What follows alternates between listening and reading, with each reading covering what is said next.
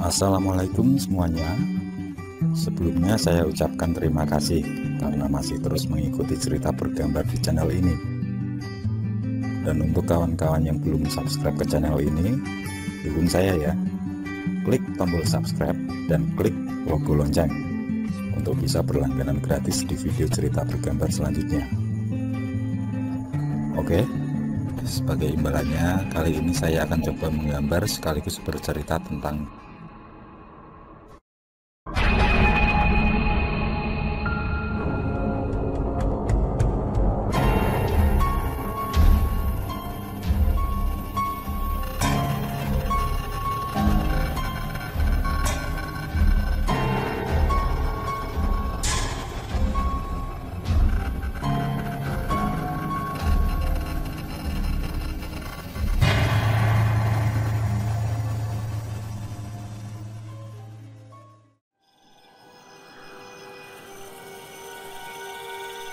melaju malam di altar langit, tampak megah.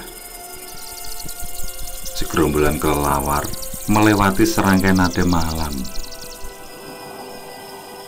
di mana suara jangkrik terdengar riuh bersahutan. Bersamaan itu, azan Isya selesai berkumandang.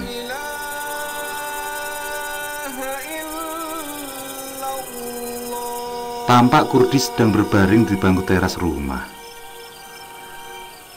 Dengan sebotol minuman keras di sampingnya, dia menerawang jauh ke angkasa, seakan melihat dunia lain di sana. Dunia yang lebih indah dan jauh lebih menyenangkan. Sulipah yang melihat suaminya belum juga berubah, hanya mampu mengelus dada sambil menggeleng-gelengkan kepala. Dia merasa heran dengan sikap Kurdi yang makin hari makin menjadi keburukannya.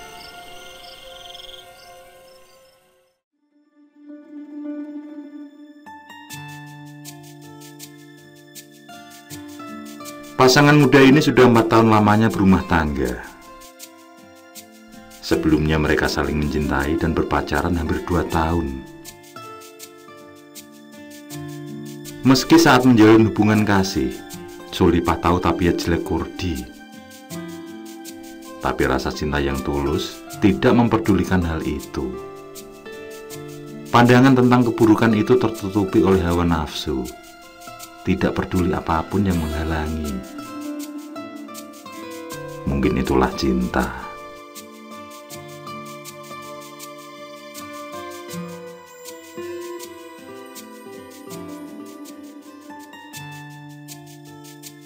Berbeda dengan orang tua Sulipah yang jelas menolak hubungan mereka. Mereka tahu persis sifat Kurdi.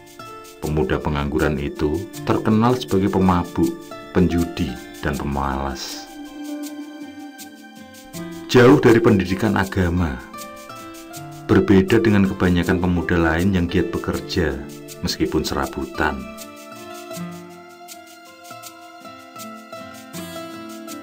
Sering mereka menasihati Sulipah agar menjauh dari Kurdi, sebab masih banyak pemuda baik yang mengharapkan Sulipah. Tapi nasihat kedua orang tuanya itu tidak digubris. Sulipah tetap ngotot dengan kata hatinya.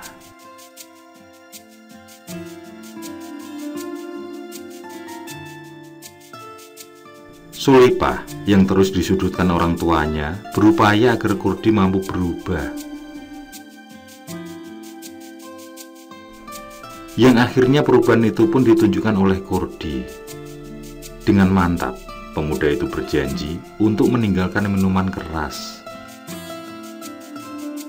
Tentu hal itu membuat Sulipah sangat girang. Dia pun mampu meyakinkan kedua orang tuanya. Meski restu itu masih menggantung. Seakan mereka tidak rela melepas Sulipah menikah dengan Kurdi.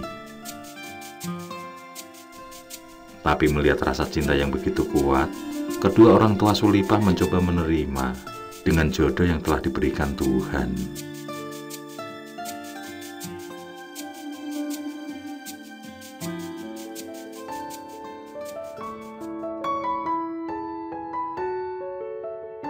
Hubungan tersebut berlanjut pada jenjang pernikahan. Dua sejoli itu merasa beruntung karena mendapat jodoh sesuai keinginan. Senyum dan air mata bahagia terkuras di sana, di mana perjuangan yang cukup berat telah mereka lalui, yaitu perjuangan untuk mendapat restu dari mempelai wanita.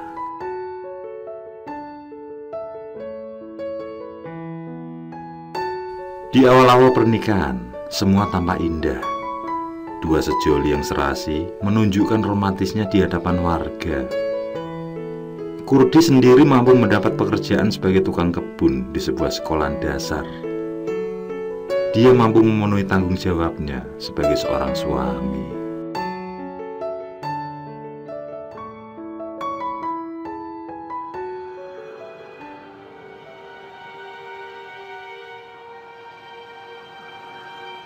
Hingga di tahun kedua pernikahan, terjadilah gonjang-ganjing dalam rumah tangga mereka.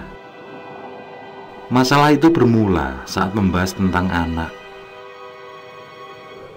Kurdi yang sangat mengharapkan keturunan, tapi tidak kunjung datang, selalu menuduh Sulipah mempunyai kelainan kandungan.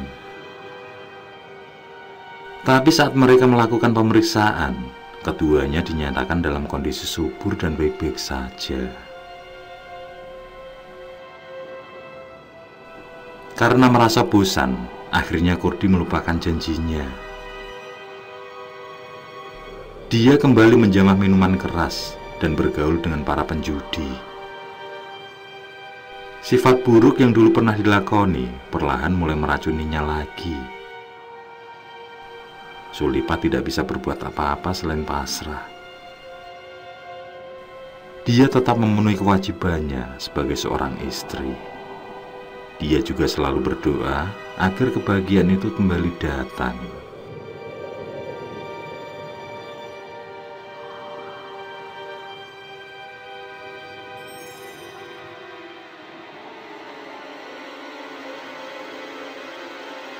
Sifat buruk Kurdi semakin menjadi. Dia selalu pulang dini hari dalam keadaan mabuk.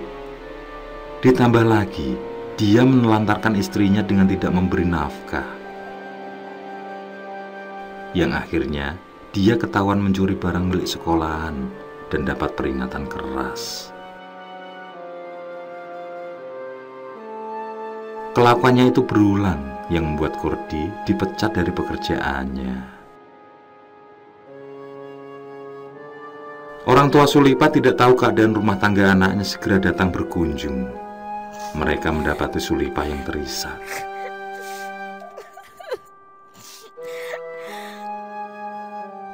Ibu sudah melarangmu dulu. Segera kau minta cerai, ucap ibu Sulipah. Sementara ayahnya memandang dengan perasaan marah. Apa yang dikhawatirkan telah terjadi. Aku ikhlas, Bu. Aku ikhlas menjalani semua ujian ini, jawab Sulipah disela isak tangisnya. Tidak ada yang bisa menghalangi ketabahan Sulipah. Dengan yakin, dia berkata bahwa Kurdi pasti akan kembali pada kebaikan. Tuhan pasti akan mendengar doaku, Bu, ucapnya diakhiri dengan senyum pahit. Berulang kali kedua orang tuanya membujuk agar dia kembali ikut ke rumah. Tapi Sulipah menolak.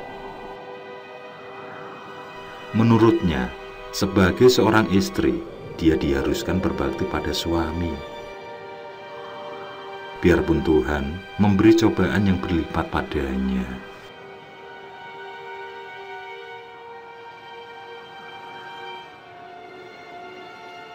Waktu terus berlanjut. Tidak ada tanda-tanda perubahan pada diri Kurdi. Justru lelaki itu semakin menjadi kelakuannya. Dia pulang hanya untuk menyalurkan hawa nafsu pada Sulipah, yang tentu membuat perasaan Sulipah semakin hancur. Tapi dia berupaya ikhlas dan sabar dengan semua itu.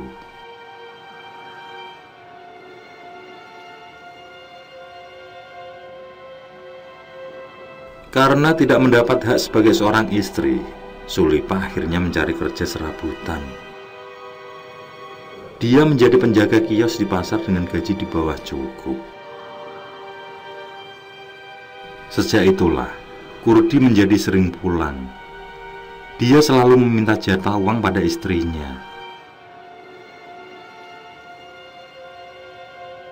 Hingga malam ini, setelah diberitahu oleh Sulipah tentang kehamilannya, tampak dia mulai berpikir. Tapi tetap saja air haram itu melekat di sampingnya.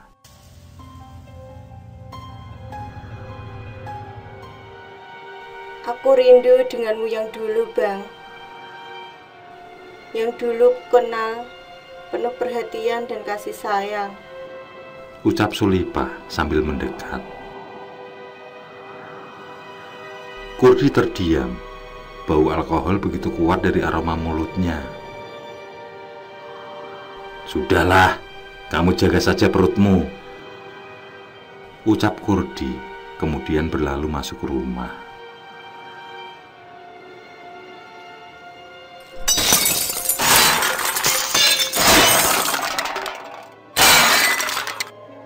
Terdengar, dia menghancurkan beberapa barang di dalam. Sulipah yang mulai cemas langsung bergegas menyusul suaminya. Terlihat Kurdi sudah menemukan uang yang ditabung selama ini. Uang yang sudah setahun dia kumpulkan itu berhasil ditemukan. Padahal selama ini aman dari jangkauan Kurdi. Jangan, Bang. Jangan. Kumohon. Kembalikanlah. Pinta Sulipah. Weh, aku hanya pinjam sebentar, jawab Kurdi setengah membentak. Bang, itu tabungan kita untuk... Belum selesai Sulipah berucap, Kurdi dengan cepat berlalu dari sana. Dia tidak peduli ada air mata di pipi istrinya itu.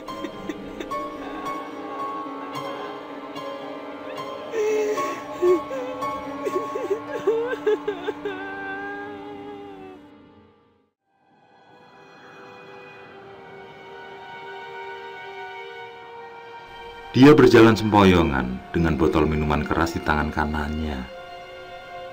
Dalam langkahnya itu, dia selalu tersenyum seolah meraih sebuah kemenangan. Sebuah kepuasan yang tiada tara.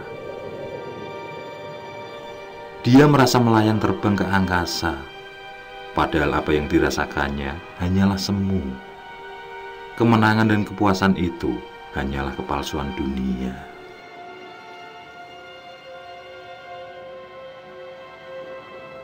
Dia terus berjalan terhuyung. Bau alkohol masih menyeruak dari mulutnya, bercampur dengan aroma tubuh yang tidak sedap. Tapi dia masih mampu meniti jalan dengan benar, tidak sampai terpeleset masuk ke selokan.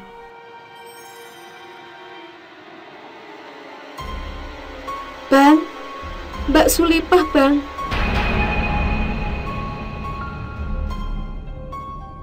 Suara seorang perempuan terdengar samar di telinganya. Tampak perempuan tersebut menyusul dari belakang dengan wajahnya yang panik. Mbak Sulipah pendarahan. Aku disuruh menyusul abang, ucapnya kemudian.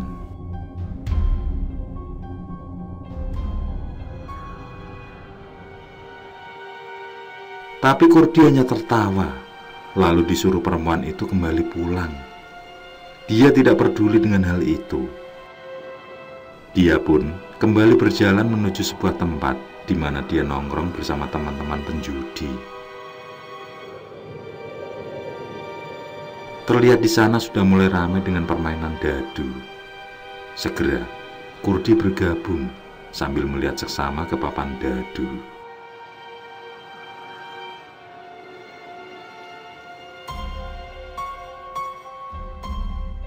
Beberapa saat kemudian, dia melihat sebuah bayangan melintas. Bayangan putih itu terbang di antara pepohonan. Dalam keadaan mabuk, dia melihat sosok tersebut adalah sosok ibunya, perempuan yang selalu dibuat menangis semasa hidup dulu. Dia selalu membantah setiap nasihat sang ibu. Bahkan tidak jarang dia meminta barang berharga ibunya untuk berfoya-foya. Kini sudah 6 tahun lebih sang ibu meninggal. Begitu penampakan itu menghilang, tiba-tiba tubuh Kurdi merasa gemetar. Sesaat kemudian dia merasa lemas tanpa daya, hingga dia tersungkur dan diam tidak berkutik. Teman-temannya menganggap kalau dia hanya berpura-pura saja, karena selama ini Kurdi terkenal sebagai orang yang kuat dalam minum. Tidak seorang pun yang mampu menandingi. Semua orang di sana mulai panik saat Kurdi sama sekali tidak berkutik. Dia tetap terkapar.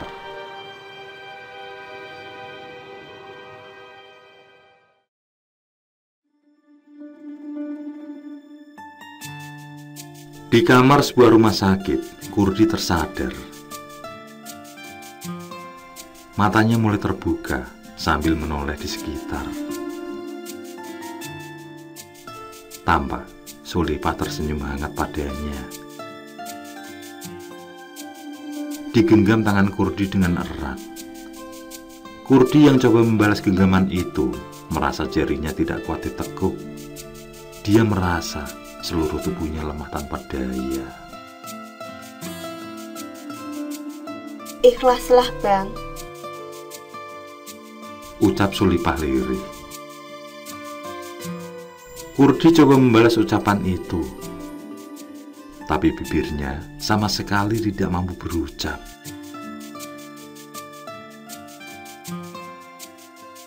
Ikhlaskan tentang apa yang terjadi, Bang. Jangan pernah kamu sesali semuanya. Dan aku pinta dirimu, lakukanlah apa yang menjadi niatku. Niat untuk bersyukur atas apa yang telah dilimpahkan kepada kita. Lanjut Sulipah. Perempuan itu menghilang dari pandangan Kurdi begitu datang seorang dokter didampingi 2 perawat. Dengan segera mereka memeriksa kondisi Kurdi.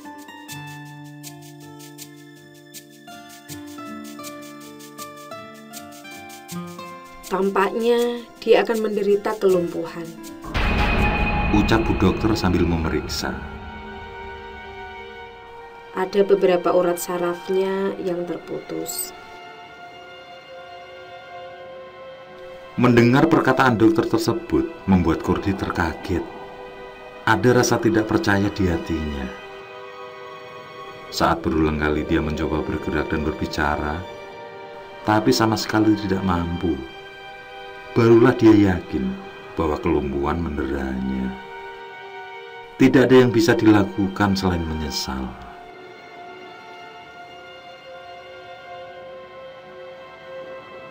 Setelah kepergian dokter dan perawat tersebut, Kurdi mulai meratapi dirinya. Saat kemudian, kembali muncul bayangan sang ibu. Sosok itu melihat ke arah Kurdi dengan tersenyum. Seakan ada sesuatu yang akan disampaikan. Namun, sekejap kemudian menghilang.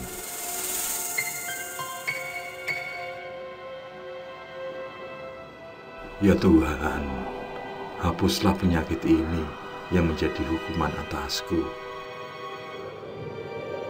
Ucap hatinya yang diliputi penyesalan atas sifat buruknya selama ini.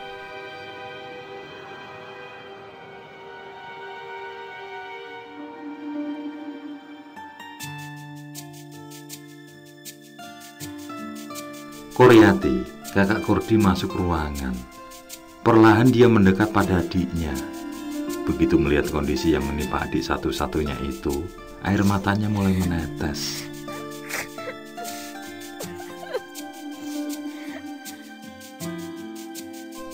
Sulipah telah meninggal dini hari, Kur. Ucapnya sambil memijit tangan Kurdi.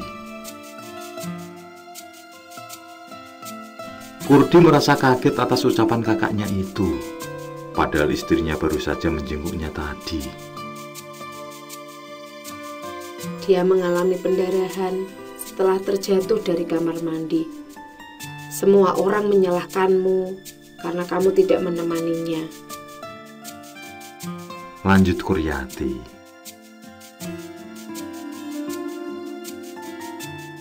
Hati Kurdi merasa hancur. Dia merasa menyesal telah kehilangan Sulipah. Seorang yang sangat sabar dalam meladeni setiap amarahnya. Ditambah lagi istrinya itu baru saja memberitahu kabar bahagia tentang kehamilannya. Kabar yang dinantikannya selama ini. Tapi justru dengan bodohnya dia menyakiti Sulipah pada malam itu. Bahkan dia merampas uang yang berjumlah cukup besar dari tabungannya. Ikhlaskan, Bang. Suara Sulipah terngiang di telinganya sebelum dia tertidur.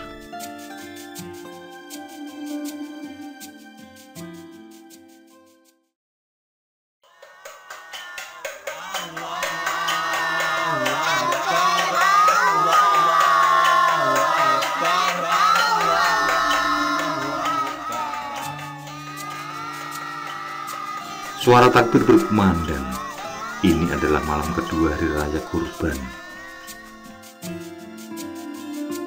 Sudah lebih dari setahun kejadian yang menimpa Kurdi berlalu. Kondisinya masih belum membaik. Dia hanya mampu melihat sekitar dengan duduk di atas kursi roda. Selama ini dia ikut kakaknya. Meski sesekali terjadi benturan paham dengan sang suami, tapi dengan lapang dada, Kuryati tetap merawat. Sementara untuk mencukupi kebutuhan sehari-hari, Kurdi menjual lahan warisannya.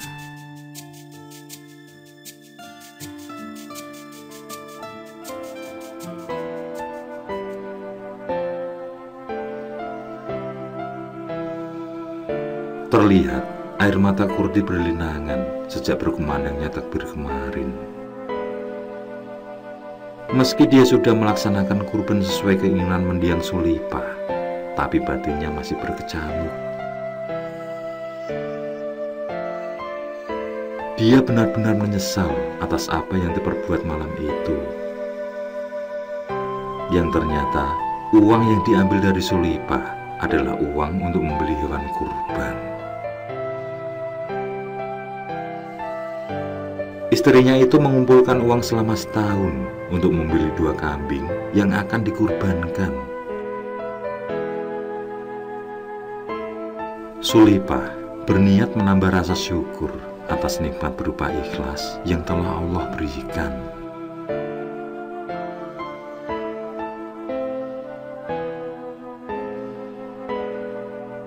Ikhlas akan segala cobaan yang mendera, dan rasa syukur itu bertambah kuat saat dia akan dikaruniai seorang anak. Dia juga berharap rasa syukur itu akan merubah suaminya menjadi imam yang sempurna. Tapi Tuhan berkehendak lain. Ajal lebih dulu menjemput sebelum semuanya terlaksana.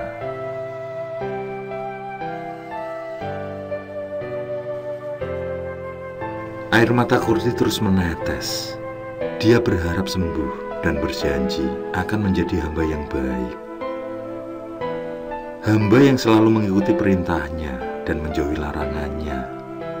Tapi semuanya lah doa. Sekarang, dia harus menjalani semua tanpa mengeluh dan menyesal. Dia mencoba mengikuti istrinya untuk selalu ikhlas.